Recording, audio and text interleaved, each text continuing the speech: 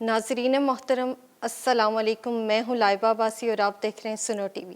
آج ہم بات کریں گے بلیک ہول، سورج، چاند، ستارے اور بگ بینگ جیسے سائنسی موضوعات پر، اور ہم جانیں گے کہ قرآن پاک ان کائناتی حقائق کے بارے میں ہمیں کیا بتاتا ہے۔ اس گفتگو میں میرے ساتھ موجود ہیں ڈاکٹر عمر ریاض، جو ہمیں سائنس اور دین کے اس خوبصورت ربط کو آسان انداز میں سمجھائیں گے۔ سر خوش آمدید۔ Thank you. سر، میرا آپ سے پہلا سوال یہ ہے کہ بلیک ہول کیا ہے اور ان کا ستاروں سے کیا تعلق ہے؟ بسم اللہ الرحمن الرحیم۔ دیکھیں، پہلی ایپیسوڈ میں ہم نے جہاں پہ یونیورس اور سائنس اور ریلیجن کا جو ریلیونس آپس میں ڈسکس کیا تھا، آج دوسری ایپیسوڈ میں جی ہم سٹارٹ کریں گے بلیک ہول سے۔ بڑا امپورٹنٹ ٹاپک ہے ناظرین کے لیے، اور میں جو ینگسٹرز ہیں، جن کی دلچسپی ہے اسلام اور سائنس میں، وہ اس گفتگو کو بڑے غور سے سنیے گا کہ وہ کون سی انوینشنز ہیں جن کے بارے میں قرآن نے 1400 سال پہلے ہمیں آگاہ کر دیا تھا۔ آپ نے بلیک ہول کی بات کی۔ بلیک ہول کے بارے میں قرآن مجید میں اشارات واضح طور پہ ملتے ہیں، قرینے کے طور پہ نہیں، بالکل واضح۔ اور یہ بلیک ہول جسے اردو میں سیاہ شگاف کہتے ہیں، ٹھیک ہے، شگاف، اور یہ وہ مقامات ہیں کائنات کے، یہ کائنات کے پوائنٹس ہیں۔ سب سے پہلے یہ ذہن میں رکھیں، اس یونیورس کے پوائنٹس ہیں یہ، ٹھیک ہے۔ اور جہاں کشش ثقل جو ہے اتنی شدید ہوتی ہے، اتنی تیز ہوتی ہے، گریویٹی، فورس آف گریویٹی جو ہے اس کی پاور اتنی انٹینس ہوتی ہے کہ روشنی بھی اس کو کراس نہیں کر سکتی، اس سے باہر نہیں جا سکتی۔ یہ بلیک ہول، ان کی کشش ثقل اتنی، مطلب گریویٹی کی فورس، گریویشنل فورس اتنی تیز ہے۔ قرآن حکیم کو اگر ہم دیکھیں تو سورہ التکویر، اس کی ورس نمبر 15 اور 16 ہمیں الائنمنٹ کرتی ہے اس تصور کے بارے میں۔ اب میں آپ کے سامنے کوٹ کرتا ہوں، فَلَا أُقْسِمُ بِالْخُنَّسِ الْجَوَارِ الْكُنَّسِ۔ پہلے ہم اس کو انگلش ٹرانسلیشن سمجھاتے ہیں کہ so I swear by the heavenly spheres which recede after appearing, ٹھیک ہے، وہ ستارے جو اپیئرنس کے بعد پھر غائب ہو جانا، ان کا غروب ہو جانا، الجوار الکنس، ٹھیک ہے، اللہ ان کی قسم اٹھاتا ہے، وچ ریوالو فریلی دین ہائڈ آفٹر اپیئرنگ، جو گھومتے ہیں آزادانہ طور پہ، ٹھیک ہے، اور پھر اس کے بعد جو ہے غائب ہو جاتے ہیں، اپیئر ہونے، نمودار ہونے کے بعد غائب ہو جاتے ہیں۔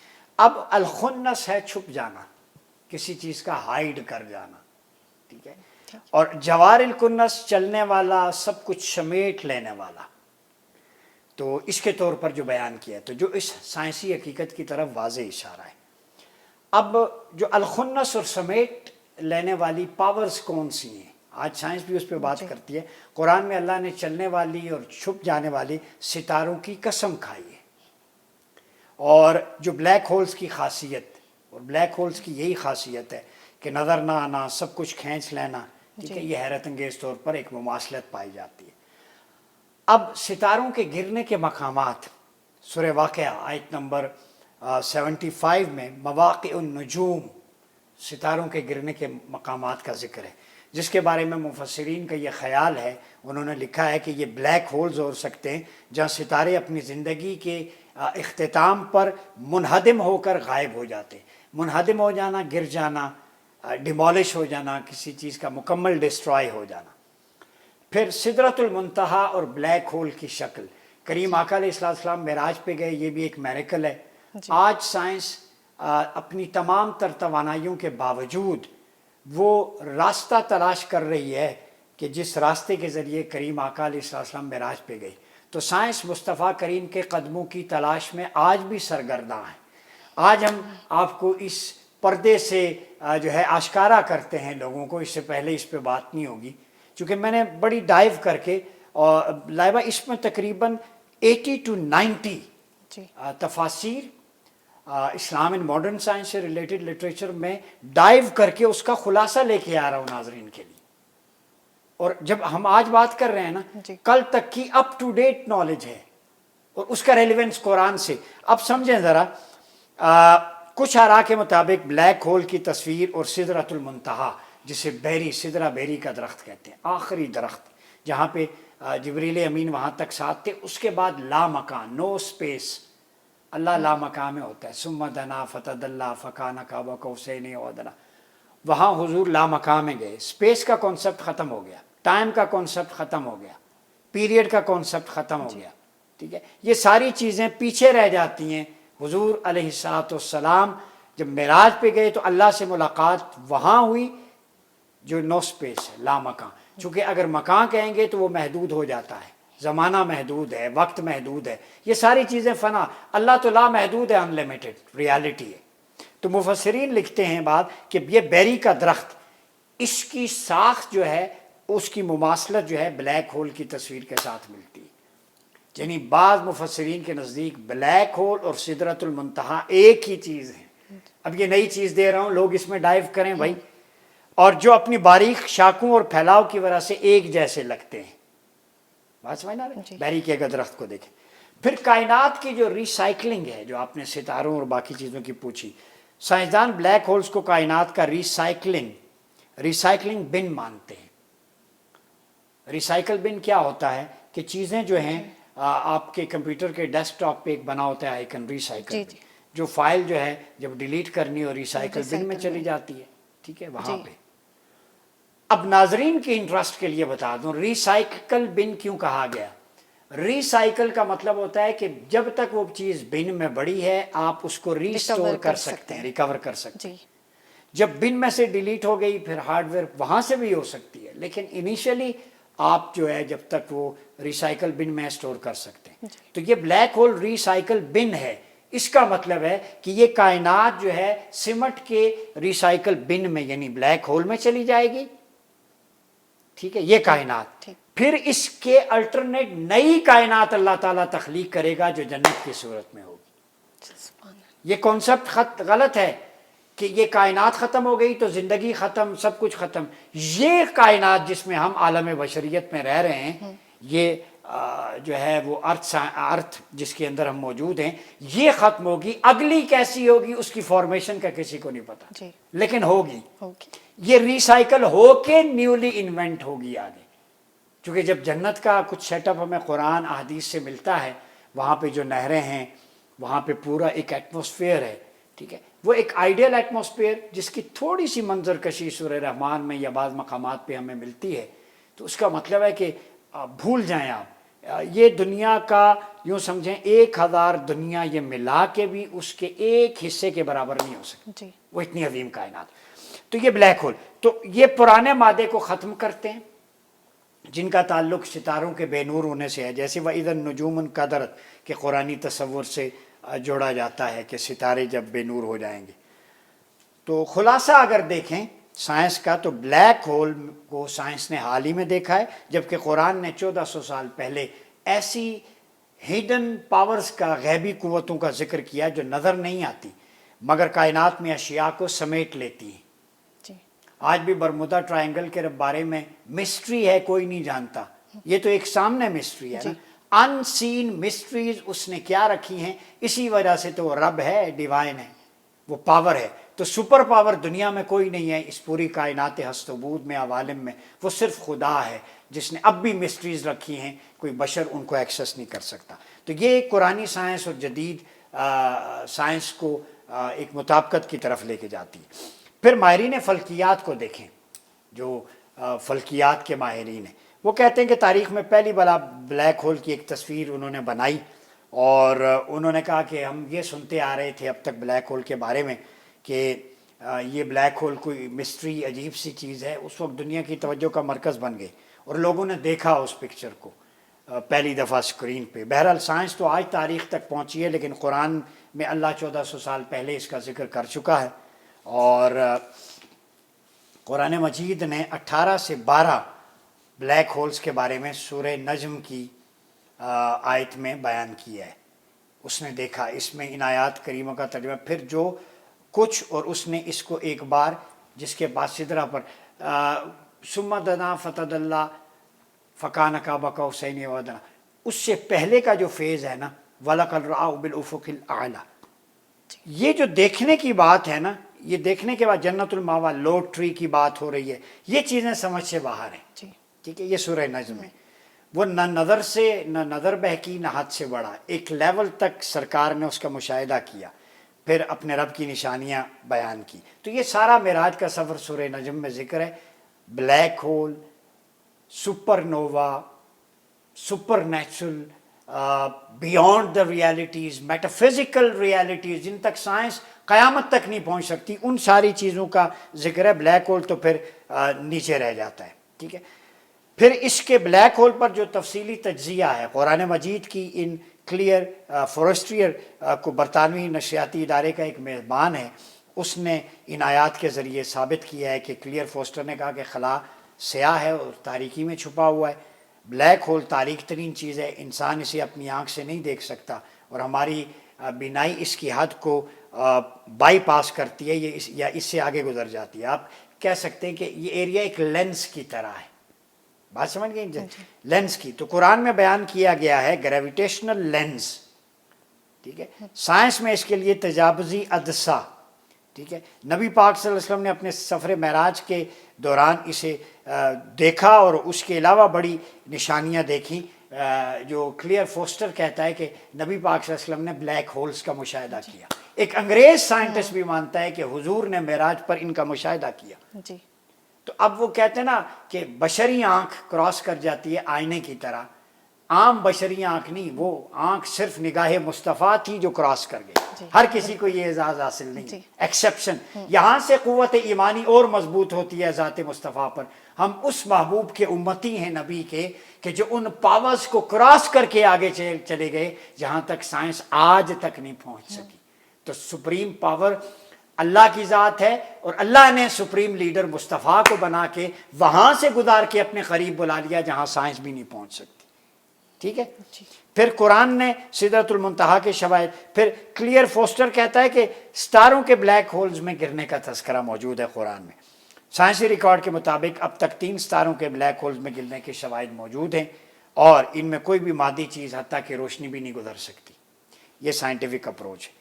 سورہ نجم کی آیتوں کو جب بلیک فوسٹر نے پڑھا, کلیئر فورسٹر نے, تو اس نے کہا کہ ستاروں کے ٹوٹنے کا ذکر موجود ہے قرآن میں, اور اسے سائنسی ریکارڈ سے بلیک ہول میں ستاروں کے گرنے سے ملایا. تو اس نے کہا کہ قرآن مجید میں جو بلیک ہولز کے بارے میں بتایا گیا ہے اسے پڑھ کے جسم میں ایک سرد لہر دوڑ جاتی ہے, کیونکہ قرآن مجید اتنی صدیاں قبل بیان کیا گیا, اتارا گیا, جو آج سائنس بیان کر رہی ہے. تو میں نہیں کہہ رہا, ویسٹ کا ایک سائنٹسٹ کہہ رہا ہے کہ جو کچھ میں نے ملا کے ایکسپیریمنٹ کر کے سارا کچھ دیکھا, تو اس سے جسم میں ایک بجلی دوڑ گئی کہ جو چیزیں آج دکھائی جا رہی ہیں قرآن 1400 سال پہلے بیان کر چکا ہے. اب اگلی بات, ان میں سے ایک اس کو مسٹیریس شگاف بھی کہتے ہیں, بلیک ہول کو, اور یہ اتنی کشش کے حامل ہیں کہ کوئی چیز روشنی سمیت ان کی پہنچ سے بچ نہیں سکتی. ان کی نگاہ میں جو بھی آ گیا وہ گیا. تو بلیک ہول جو ہے ہماری کائنات میں کافی مادہ پہلے ان سیاہ شگافوں میں کھو چکا ہے. تو بلیک ہول بڑے ستاروں کی زندگی کے خاتمے پر روشن سپر نووا کے پھٹنے کی صورت میں نمودار ہوتے ہیں. سپر نووا, آپ انرجی دیکھ لیں. ایسے ستاروں کا کثیر مرکزہ ڈینس کور دھماکے کے بعد اپنی شکل کے باہر اندرونی انہدام کو جاری رکھتا ہے تاکہ وہ سیاہ شگاف کی صورت میں فنا ہو جائے. ٹھیک ہے. کاسمولوجسٹ جو ہیں وہ اس کے بارے میں کہتے ہیں کہ سیاہ شگاف عظیم منہ بند سوراخ کی طرح اپنا عمل جاری رکھے ہوئے ہے, اور جب یہ کائنات کا انجذابی تصور انہدام ہوگا, ٹھیک ہے, خاتمہ ہوگا, تو اس میں اس بلیک ہول کا بڑا امپورٹنٹ رول ہوگا. ٹھیک ہے. اسے سورہ واقعہ میں قرآن نے فرمایا فلا اقسم بمواقع النجوم وانہ لقسم اللہ تعالی عظیم, پس ستاروں کے مقامات کی قسم کھاتا ہوں, تم جان لو تو یہ بہت بڑی چیز ہے.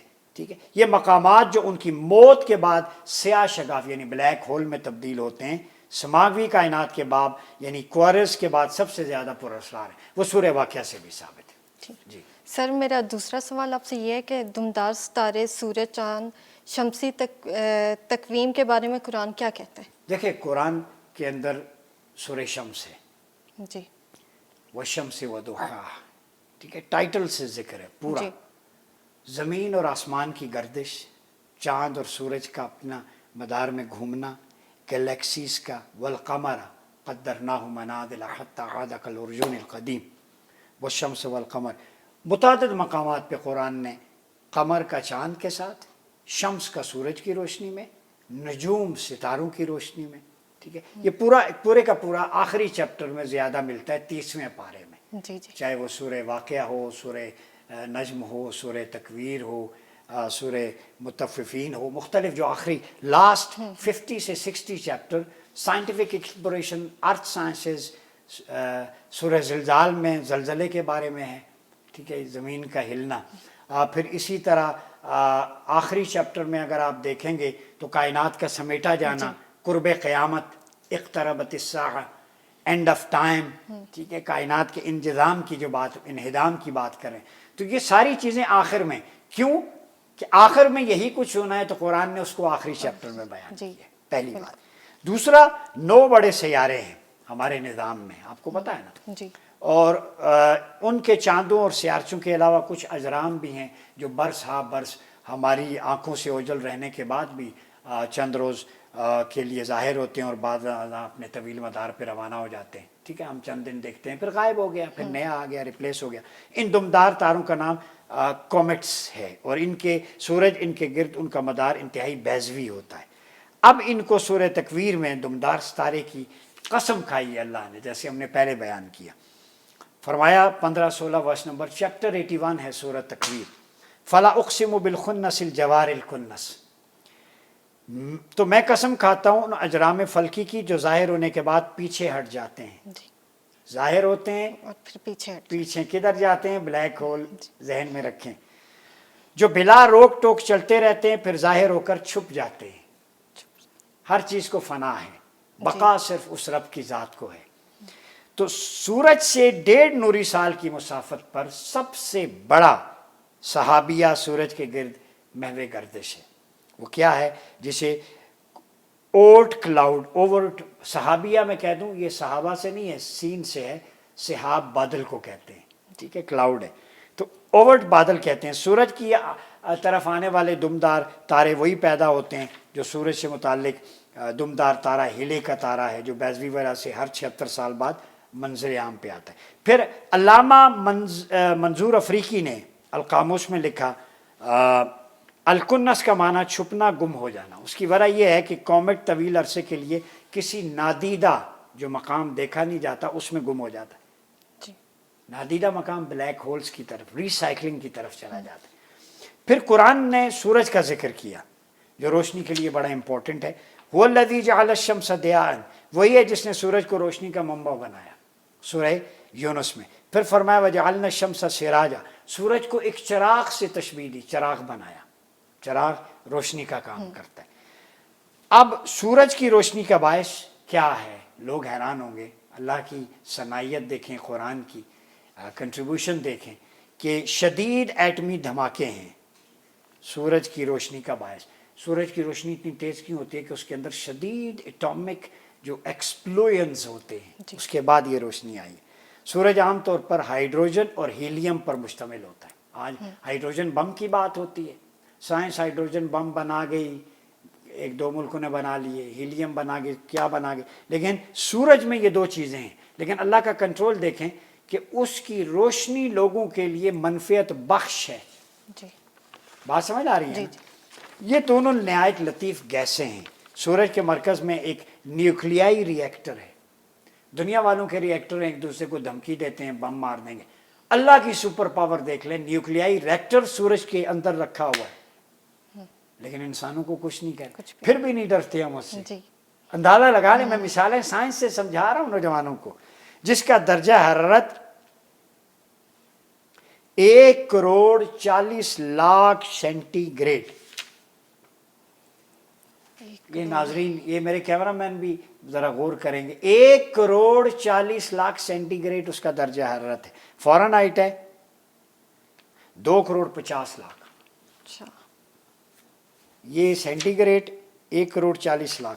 اب مجھے بتائیں 50 سینٹی گریڈ ہو بندے کا جسم چلتا ہے، ایسا ہے یا نہیں ہے؟ جی ایسا ہی ہے. تو اتنی کیپیسٹی والا سورج جب برسے تو 50 تک ہی جاتا ہے، وہ بھی قابل برداشت. تو اللہ نے کنٹرول کیا ہوا ہے نا. Who is controlling that atomic reactor؟ وہ اللہ کی ذات ہے. پھر سورج نیوکلیئر فیون کے ذریعے توانائی کا عدیم ذخیرہ پیدا کرتا ہے، انرجی، اور یہ اس نیوکلیائی عمل کے دوران اس میں موجود ہائیڈروجن ہیلیم میں تبدیل ہوتی ہے، جس سے روشنی اور حرارت کی صورت میں شدید توانائی کا اخراج عمل میں آتا ہے۔ تو قرآن مجید میں اللہ نے نیوکلیئر فیون کے ذریعے پیدا ہونے والی اس شدید حرارت کا بھی ذکر کیا ہے جو نیوکلیئر فیون سے پیدا ہوتی ہے، جو اس زمین کے لیے ضرور، نباتات کے لیے، جمادات کے لیے، انسانوں حیوانات کے لیے۔ وَجَعَلْنَا سِرَاجًا وَهَاجًا، سورہ نبا میں ہم نے سورج کو روشنی اور حرارت کا زبردست منبع بنایا، مرکز، تو چشمہ ہے، وہیں سے پھوٹتی ہیں ساری روشنی کی کرنیں۔ تو اب اس نیوکلیئر فیون کا ذکر ہے کہ اتنے عظیم درجہ حرارت کو برقرار رکھنے کے لیے سورج 40 لاکھ ٹن فی سیکنڈ کی شرح سے توانائی کی صورت میں اپنی کمیت کا اخراج کرتا ہے، ٹھیک ہے۔ پھر گردش آفتاب جو ملکی وے ہے اس کا بھی ذکر ہے قرآن میں، وَالشَّمْسَ تَجْرِي لِمُسْتَقَرٍّ لَهَا ذَلِكَ تَقْدِيرُ الْعَزِيزِ الْعَلِيمِ۔ سورج اپنے مقرر کردہ راستے میں چلتا ہے، یہ راستہ غالب علم والے اللہ کا مقرر کردہ ہے۔ پھر آپ نے شمسی تقویم کی بات کی، یہ ہمارے لیے وقت کی پیمائش کا قدرتی پیمانہ پتہ کیا ہے؟ ٹائم کو میئر کرنا، سورج۔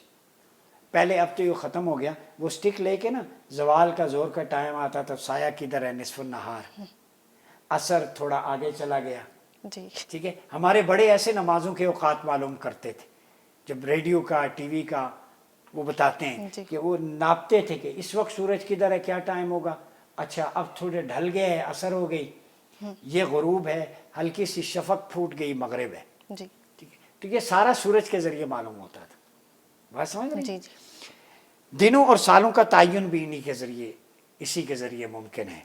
تو زمین سورج کے گرد اپنا ایک چکر 365 دن، 5 گھنٹے 48 منٹ اور 47.462 سیکنڈ میں مکمل کرتی ہے۔ یہ جو کہتے ہیں نا سال 365 دن کا ہوتا ہے، جی یہ آج میں آپ کو کریکٹ کر دوں، یہ غلط ہے، سائنٹیفیکلی پروو کر رہا ہوں۔ سال 365 دن، 5 گھنٹے 48 منٹ اور 47 سیکنڈ کا ہوتا ہے۔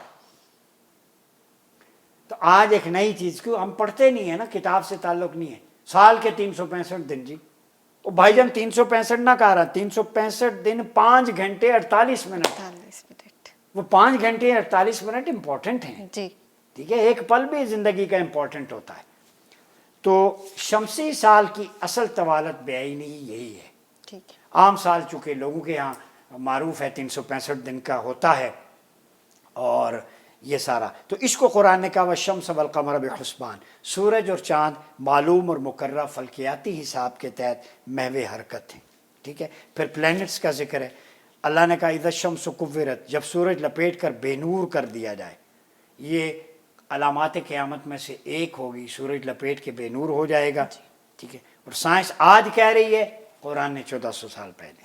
پھر اسی طرح پلینٹس کا ذکر کیا، ٹھیک ہے، قرآن نے اِنَّا زَيَّنَّا السَّمَاءَ الدُّنْيَا بِزِينَةٍ الْكَوَاكِبِ، ہم نے آسمان دنیا کو سیاروں کی زینت سے آراستہ کیا، صافات میں ہے، ٹھیک ہے۔ وَكُلٌّ فِي فَلَكٍ يَسْبَحُونَ، اپنے اپنے مدار میں تمام اجرام فلکی تیزی سے چلتے ہیں۔ سائنس آج پروف کر رہی ہے، قرآن 1400 سال پہلے کہہ چکا ہے۔ کل یجری لأجل مسمى، ہر ایک مقررہ میعاد اور مسافت میں مکمل کرنے کے لیے اپنے مدار میں چلتا ہے، سائنس نے پروف کیا، قرآن پہلے کہہ چکا ہے۔ وَإِذَا الْكَوَاكِبُ انتَثَرَتْ، سورہ انفطار، جب سیارے گر کر بکھر جائیں، سیاروں کا اپنے مدار سے نکلنا، موت کی طرف چلے جانے کو اللہ نے بڑے خوبصورت انداز میں بیان کر دیا ہے۔ تو گویا جو آپ نے سورج، چاند، ستارے، تقویم کی بات کی، یہ پورے کا پورا قرآن 30واں چیپٹر جو آخری ہے، 30واں پارہ، اس کے اندر پوری ڈیٹیل میں سیکوینس کے ساتھ بیان کر دیا۔ سر یہ بتائیں کہ کیا بگ بینگ تھیوری کا ذکر قرآن پاک میں موجود ہے؟ اچھا، یہ بڑا امپورٹنٹ سوال ہے۔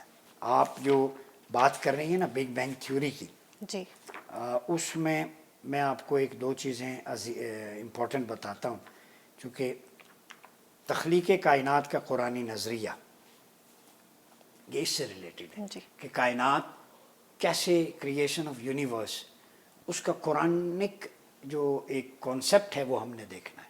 سائنٹیفک تو ہے بگ بینگ، دھماکے سے وجود میں ہے۔ اب اس میں 2-3 چیزیں دیکھ لیں۔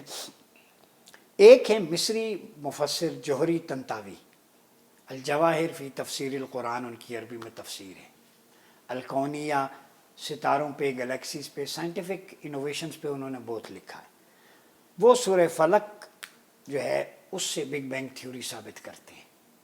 وہ کہتے ہیں اب ناظرین کے لیے بڑی انٹرسٹنگ ہے. فلق فالق الحب والنوا قرآن میں استعمال ہوا ہے. جی بیج کو زمین سے چیر کر نمودار کرنے والا، پھٹنے کے معنی میں. فلق کا مطلب ہے چیرنا، پھٹنا، ایکسپلوڈ ہونا. اب آپ کہیں گی کئی مترجمین نے لکھا ہے کہ میں صبح کے پروردگار کی پناہ مانگتا ہوں. جی تو صبح رات کی تاریکی کو چیر کے آتی ہے، پھاڑ کے آتی ہے، جی نمودار ہوتی ہے. ایسا ہی ہے. تو اس میں ایکسپلوڈ ہونے کا معنی ہے کہ آپ اے حبیب آپ سے فرما دیجئے میں اس رب کی پناہ میں آتا ہوں جس نے کائنات کو دھماکے سے پیدا کیا. تو سورہ فلق ورس نمبر 1 1400 سال پہلے بتا چکی ہے کہ بگ بینگ تھیوری کیا ہے، اس کائنات کو اللہ نے کیسے ایکسپلوڈ کر کے مختلف شیپس دی. پہاڑ الگ ہیں، ڈائیورسٹی ہے نا کائنات میں. کہیں پہ میدان ہیں، کہیں پہ چٹیل صحرا ہیں، کہیں پہ دریا ہیں، کہیں پہ سمندر ہیں، کہیں پہ درخت ہیں، پہاڑوں کی میکیں ہیں. تو قرآن کہہ رہا ہے قل اعوذ برب الفلق. سائنس کہہ رہی ہے کہ ایکسپلوژن کے ذریعے بگ بینگ تھیوری وجود میں آئی. قرآن کہتا ہے فلک کا معنی ہی ٹو ایکسپلوڈ ہے، ٹو ایکسپینڈ، کہ اے حبیب اس رب کی پناہ میں آئے. یہ فرما دی اس میں آتا ہوں جس نے کائنات کو ایک عظیم دھماکے سے پیدا کیا. تو اب مجھے بتائیں سائنس کی تنابیں قرآن کے دامن میں جاتی ہیں یا نہیں جاتی؟ قرآن نے سائنس کو سائنسی بنیادوں کے علوم کی معرفت سے آشنا کیا ہے. سائنس وہاں پہ خاموش تھی. جو قرآن نے کہا کہ ایسا ہوا ہے، پھر سائنسدانوں نے اس پہ تحقیق کی ہو بہو. وہ کہتے ہیں جو قرآن نے کہا وہ درست کہا ہے. تو اللہ رب العزت کی ذات جس نے 1400 سال پہلے سورہ فلق میں کہہ دیا. ٹھیک ہے. پھر قرآن مجید سورہ انبیاء دوسرا ریفرنس. اولم یر الذین کفروا ان السماوات والارض کانتا رتقا ففتقناہما. یہ بیس لائن ہے. یوتھ کو بھی کہوں گا غور سے سنیں.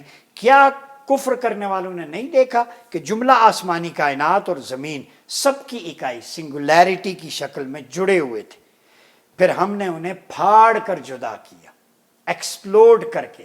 یہ سنگولیرٹی تھی. جی اب میں ایک چیز اور کہتا ہوں اپنے علماء اسکالر سے بھی اپنی اپروچ وائڈ کریں یار، ریشنل اپروچ، تدبر کے ساتھ قرآن کو پڑھیں. قرآن نے جب دوسرے مقام پہ کہا وَالَّذِي خَلَقَكُم مِّن نَفْسٍ وَاحِدَةٍ، وہاں بھی کہا کہ سنگل سیل سے پیدا کیا، ایک خلیے سے. آج بایولوجیکل سائنسز کہتی ہیں ہاں خلیہ ایک ہی تھا، اس سے پیدائش ہوئی. بات سمجھ رہی ہے؟ تو اکائی تھی. پھر دو الفاظ یہاں جو استعمال ہوئے رتق اور فتق، یہ بڑے امپورٹنٹ. رتق کے معنی کسی شے کو ہم جنس مواد پیدا کرنے کے لیے ملانا اور باندھنا. فتق اس کا متضاد ہے، اپوزٹ ہے رتق کا. فتق کا مطلب ہے توڑنا، جدا کرنا، الگ کرنا، نمودار کرنا. تو قرآن مجید نے 1400 سال پہلے بگ بینگ تھیوری کی، کائنات کی تخلیق کی حقیقت، ٹھیک ہے، عرب کے ایک جاہل معاشرے میں بیان کر دی اور دعوت فکر دی تھی کہ وہ اس حقیقت کے بارے میں سوچیں. پھر صدیوں کی تحقیق کے بعد 20ویں صدی کے وسط میں جدید علم تخلیقیات جو کاسمولوجی پہ ہم نے بات کی ہے، ایسٹرونومی، ایسٹرو فزکس، اس کے ماہرین نے یہ نظریہ پیش کیا کہ کائنات کی تخلیق ایک صفر درجہ جسامت کی اکائی سے ہوئی، اور اس عظیم دھماکے کا نظریہ بگ بینگ تھیوری کی معقول تشریح و توضیح ہے. اب میں نے قرآن کے دو ریفرنس دیے. جی اب اس میں عظیم دھماکے کا جو نیوٹن کا نظریہ ہے، ایڈول ہبل کا ہے، رابرٹ ولسن کا ہے، ٹھیک ہے. اب یہ سارے قرآن کے نظریے کی تائید کرتے ہیں، یہ جتنے بھی ہیں. تو اس کا مطلب ہے کہ قرآن مجید نے 1400 سال پہلے، موجودہ سائنسی تحقیق کہتی ہے کہ اب اس کائنات کو 15 ارب سال ہو گئے کم و بیش تخلیق ہوئی، ٹھیک ہے. اور آج سے 15 ارب سال پہلے پائی جانے والی اس ابتدائی اکائی سے وہ کیا شے تھی؟ یہ کائنات ایک دھماکے کی صورت میں تخلیق کی گئی. تو اس کا جواب اب قرآن دیتا ہے. وہ سورہ مریم میں، یہ امپورٹنٹ ہے. وہ کہتا ہے اذا قضا امرا فانما یقول له کن فیکون. امر کن ہے اصل میں. اب یہاں تیسری دلیل ہے، جب وہ کسی چیز کا فیصلہ کرتا ہے تو اسے کہتا ہے کہ ہو جا، حکم دیتا ہے. تو وہ ہو جاتی ہے. تو قرآنی اصطلاح جو رتق ہے یا فتق ہے، ان دونوں کی تعبیر کے بعد ابتدائی کمیتی اکائی، ٹھیک ہے، اور وہ ایک ناقابل تصور کثیف مادہ تھا، گرم مقام تھا، جسے اکائیت کے نام سے موسوم کیا جاتا ہے، اور اس کو قرآن نے کہا ان السماوات والارض کانتا رتقا، سنگولیرٹی میں تھے، پھر ہم نے فتقناہما، پھاڑ کر جدا کر دیا. تو قرآن کے آئینے میں وہ پھاڑنا، وہ بگ بینگ تھیوری جو قرآن سائنس آج ثابت کر رہی ہے، وہ قرآن نے پہلے ثابت کر دی. جی سر یہ بتائیں کہ اسپیس اور ٹائم کا قرآنی نظریہ کیا ہے؟ دیکھیں، قرآن میں ٹائم اور اسپیس کے بارے میں جو آپ کا سوال ہے، جی نظریہ تجزیہ زمانی اور مکانی اسے کہتے ہیں، ٹھیک ہے، تھیوری آف ریلیٹیوٹی. جی اور بے شمار آیات ہیں قرآن مجید میں جو کریشن آف یونیورس سے ریلیٹڈ ہیں. اب اس دن ہم نے جو بات کی تھی کاسمولوجی سے، اس دن ہم نے بات کی تھی ارتھ سائنسز کے بارے میں جی. بھی، مختلف سائنسز. میں نے بتایا تھا نا کہ 45,000 سے زیادہ سائنسز قرآن میں ہیں. جی بعض مفسرین کے نزدیک 1,00,000 سے زیادہ ہیں. اس میں زوالوجی ہے، باٹنی ہے، سائیکالوجی ہے، ارتھ سائنسز ہیں، ہیومن سائنسز ہیں. تو اب ان میں جب بندہ غور کرتا ہے تو اللہ کی کریٹیوٹی عیاں ہوتی ہے. تو ہم نے کہا تھا کہ مذہب جو ہے وہ خالق سے ڈیل کرتا ہے اور سائنس اس کی بنائی ہوئی کریشن یعنی مخلوق سے ڈیل کرتی ہے. تو جب آپ through methodological approach, scientific approach, جب ایک نظریے کے ماننے کے بعد جب دیکھتے ہیں قرآن کو کہ یہی ذکر 1400 سال پہلے ہے، تو آپ اس نتیجے پر پہنچتے ہیں کہ میرا ایمان اور مضبوط ہے. چونکہ جو قرآن نے کہا سائنس آج اس کو انڈورس کر رہی ہے، تو کریشن کے میتھڈولوجی پر، اس پہ غور و فکر کر کے خالق پر ایمان زیادہ مضبوط ہوتا ہے. جی ایک تو ڈائریکٹ خالق سے تعلق ہے ریچولز کے ذریعے، مذہب کے ذریعے، لیکن جو بندہ سائنٹسٹ ہے، جو ڈائیو کرتا ہے عقل کے ذریعے چیزیں معلوم کر کے، جب وہ دیکھتا ہے کہ کوئی نہ کوئی ہستی ضرور ہے چلا رہی ہے، تو اس کا ایمان اسٹرینتھن ہوتا ہے. تو ہمارا مقصد ہے سائنٹیفک ایکسپلوریشنز کو ایکسپلین کرنے کا کہ جن زی اور الفا قرآن کو سائنٹیفک میتھڈولوجی سے جانے اور اللہ اور اس کے رسول پر ایمان مضبوط کریں. اب آپ نے جو کہا، اللہ نے اس کائنات کی تخلیق میں ایک حسن انتظام رکھا ہے، بڑا خوبصورت، ٹھیک ہے، اس میں ٹائم بھی ہے، اسپیس بھی ہے، جسے ہم اپنی ابتدا سانچوں کے لیے اصطلاحات کا استعمال کرتے ہیں سمجھنے کے لیے. نظریہ قرآن کا سائنسی اگر مطالعہ کریں تو آئنسٹائن کا جو نظریہ اضافت ہے، اس کے حوالے سے علم تخلیقیات اور ایسٹرونومی کے کچھ اصول وہ ہمیں مہیا کرتا ہے. جیسے ہم نے پہلے کہا رتق فتق، سنگولیرٹی کا اصول پہلے بیان ہو چکا ہے. وَالسَّمَاءَ بَنَيْنَاهَا بِأَيْدٍ، اس اصول کے تحت جی کائنات کو طاقت کے ذریعے پیدا کرنے والا جو قرآنی تصور ہے، اس سائنسی حقیقت کو عیاں کرتا ہے کہ بگ بینگ تھیوری، وہ آج سائنس جو بیان کر رہی ہے، وہ قرآن نے پہلے اس کے راز کھول دیے تھے. جی اب آتے ہیں، آپ نے جو سوال کیا نا کہ time and space, that is very important. Time and space کے بارے میں اگر ہم دیکھیں قرآن مجید میں جا بجا اس کا ذکر کیا ہے. ایک تو یہ ہے کہ ان ربکم اللہ الذی خلق السماوات والارض فی ستۃ ایام، 6 days. اللہ نے آسمانوں اور زمینوں کی بالائی اور زیریں کائنات کو 6 مراحل میں پیدا کیا. جی پھر اسی طرح قرآن مجید میں سورہ سجدہ میں اس کے بارے میں ذکر ہے، تصور یوم کے بارے میں، یدبر الامر من السماء، ایام کا، لیل کا، نہار کا، ٹھیک ہے، وقت کا، ٹھیک ہے، ہر چیز کا ذکر ہے. پھر 8 اصول جو قرآن نے بیان کیے، earthly creation, heavenly creation, intermediary creation, 3 سطح کی کریشن ہے. جو قرآن بات کرتا ہے نا، محض اتفاقیہ نہیں ہے، بلکہ کریٹر کے ارادے اور فعل خلق کا نتیجہ یہ کائنات، اچانک نہیں ہوا، جی سب کچھ آرڈر میں اللہ کی مرضی سے ہوا ہے. تو کائنات کی تخلیق کو ان 3 حصوں میں تقسیم کیا گیا ہے، زیریں، بالا اور وسطانی.